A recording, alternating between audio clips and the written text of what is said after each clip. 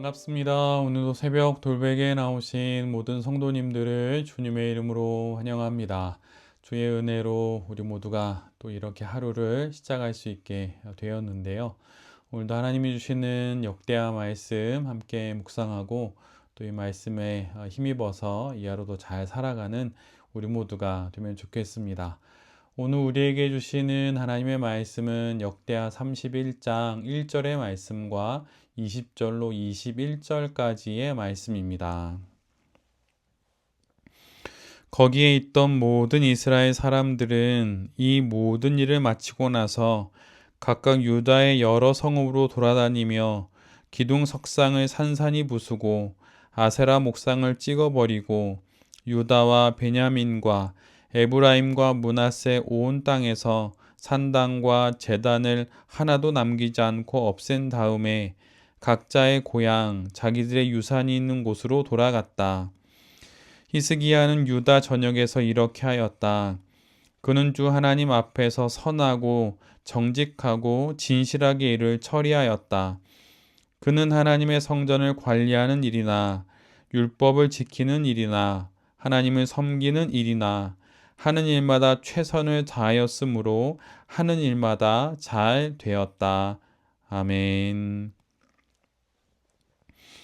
오늘은 역대하 31장의 말씀을 갖고 회복은 기분 전환이 아니라 삶의 전환입니다. 회복은 기분 전환이 아니라 삶의 전환입니다. 라는 제목으로 함께 하나님 말씀을 나누도록 하겠습니다. 모든 백성은 유월절을 거룩하고 또한 성대하게 지킵니다. 그리고 모든 예배를 마친 백성들은 각각 유다의 여러 성읍들을 돌아다니면서 그 땅에 있는 우상의 주상과 아세라 목상, 산당과 우상 숭배의 모든 제단들을 제거합니다. 우상을 파괴하는 일들은 남유다에서만 일어나지 않고 북이스라엘의 땅에서도 일어났습니다. 북쪽 에브라임과 므낫세 지역까지 이 모든 것들이 확대된 것이지요. 히스기야가 남유다 예루살렘에서 주도했던 성전 정화와 예배 회복은 성전 안으로만 제한되지 않았습니다. 지역적으로는 성전의 담장을 넘어 유다 전역으로 그리고 북이스라엘로까지 흘러가게 되지요. 즉 성전에서의 회복의 은혜가 일상의 자리로까지 이어지게 된 것입니다.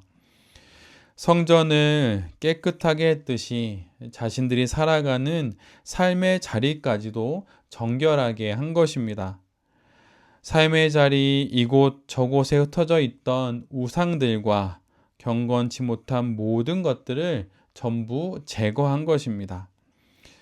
즉 신앙의 회복은 예배당 안에서의 그 은혜를 통하여서 기분 전환하는 것이 아니라 삶의 전환이 되어야 한다는 것을 오늘 본문은 우리 모두에게 말씀해 주고 있습니다.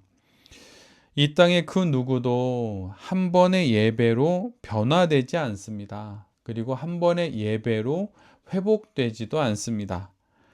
감동과 감화를 받을 수는 있지만 회복의 은총을 그 시간 누릴 수는 있지만 이것은 시작일 뿐입니다.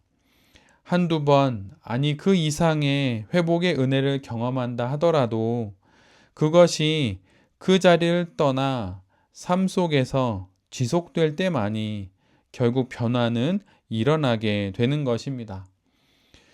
내 삶의 자리에까지 나의 가정과 직장으로까지 이어져야 비로소 변화되는 것입니다. 6월절의 회복의 은혜를 받은 백성들은 스스로 자신들의 삶의 주상과 우상의 목상들을 부수었습니다. 이들처럼 우리 모두에게도 분명 이러한 것들이 있을 것입니다. 말씀 묵상의 부재, 기도의 게으름, 무분별한 소비 습관, 계획 없는 하루하루, 이미 지나버린 과거에 대한 집착, 아직 오지 않은 미래에 대한 염려 등등 여러 가지가 우리의 삶의 자리에 있습니다.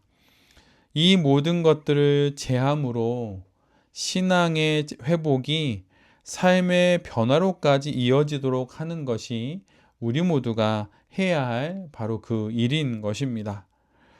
예배당 안에서의, 성전 안에서의 신앙의 회복이 기분의 전환이 아니라 삶의 변화로까지 이어지게 되는 우리 모두가 되기를 간절히 바랍니다. 오늘 본문을 보면 성전에서의 그 은혜의 회복이, 또 그 신앙의 회복이 삶의 회복으로 이어지고, 그 다음은 좀 더 구체적인 내용으로 각자에게 부여된 역할과 물질에 대하여서 질서를 회복하는 것으로 이어지게 됩니다. 히스기야는 이스라엘의 거룩의 회복을 삶의 구체적인 내용인 각자의 역할의 회복으로 이어지게 합니다. 그는 다윗이 규정한 대로 제사장과 레위인들을 반열에 따라 다시 임명합니다. 그리고 그들에게 각각 임무를 맡깁니다. 그래서 신앙의 회복이 계속 지속될 수 있도록 조치를 취하는 것이지요. 신앙의 회복이 지속되기 위해서는 질서가 필요하고 원칙이 필요합니다. 역할을 맡기거나 또는 맡음으로, 책임을 부여하거나 또는 감당함으로 회복은 한 번의 이벤트가 아니라 일상에 반복되는 은혜가 되는 것입니다. 아무리 놀라운 계시가 임한다 하더라도 그것을 삶의 자리에서 구현할 구체적인 계획이 없으면 결국은 무용지물입니다. 은혜를 헛되이 받는 것이지요. 우리 모두가 회복해야 할 역할과 책임이 무엇인지 잘 생각해 보아야 할 것입니다. 분명 잘 감당하지 못하고 있는 일들이 있을 것입니다. 그 부분을 찾아서 잘 정리하고 또한 잘 감당함으로 회복의 은혜를 지속하고 회복 그 이상의 삶으로까지 나아가는 우리 모두가 되어야 할 것입니다. 이어서 히스기야는 물질에 관한 질서를 회복해야 합니다. 그는 모든 백성들에게 예물과 번제물 그리고 11조 등에 관한 내용을 정리하여 주고 이에 대한 준수를 명령합니다. 현대로 말하자면 돈과 재물에 대한 질서를 회복하도록 한 것이지요. 현대의 그리스도인이 겪는 문제의 절반 이상은 돈에 관한 것입니다.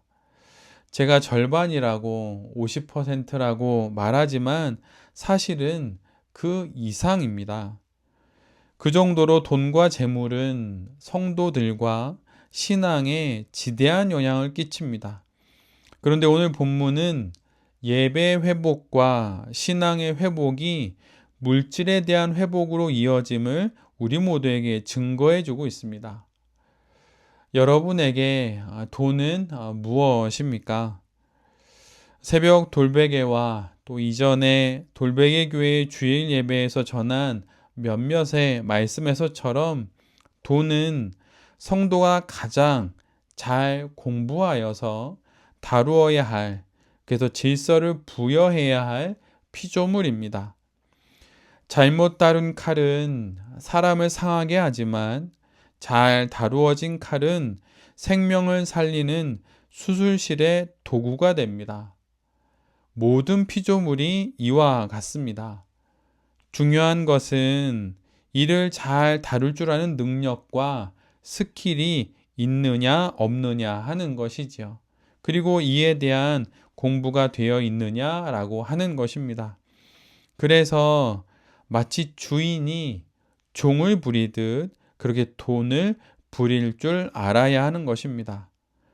원칙을 제시하고 질서를 부여하여 이에 따라 돈이 사용되어지도록 그렇게 하는 것이 바로 우리의 일상에서 이루어져야 할 신앙의 내용인 것입니다. 신앙의 회복은 결코 성전 안에 국한되지 않습니다. 삶의 자리까지 회복되어야 하는 것입니다. 신앙의 회복이 기분 전환이 아닌 삶의 전환으로까지 이어지게 되는 그 신앙 인생을 살아가는 우리 모두가 될 수 있기를 간절히 바랍니다. 오늘도 그러한 삶을 위하여서 하나님 앞에서 애쓰고 또한 더욱 노력하고 열심을 다해 살아가는 우리 모두가 될 수 있기를 간절히 기도드립니다. 아멘. 함께 기도하겠습니다. 주님, 성전의 회복이, 신앙의 회복이 삶의 회복으로까지 이어질 수 있기를 소원합니다. 주일의 예배 가운데 받은 그 은혜로 일주일을 사는 것이 아니라 그 회복의 은혜를 불씨 삼아 나머지 일주일의 모든 시간을 더 큰 은혜의 불로 타오르게 하는 우리 모두가 되게 하여 주시옵소서. 주님, 우리에게 맡겨진 역할과 책임, 또한 우리에게 부탁하신 물질에 대한 질서를 회복하기를 소원합니다. 받은 은혜를 낭비하지 않도록, 받은 은혜가 헛되지 않도록, 받은 은혜가 더욱 큰 은혜가 되도록 경건한 삶의 원칙을 세우고 또한 살아가는 우리 모두가 되게 하여 주시옵소서. 주님, 우리의 모든 것을 당신의 마음에 흡족하게 전부 바꾸어 주시옵소서. 이 모든 말씀 예수 그리스도의 이름으로 기도드립니다. 아멘.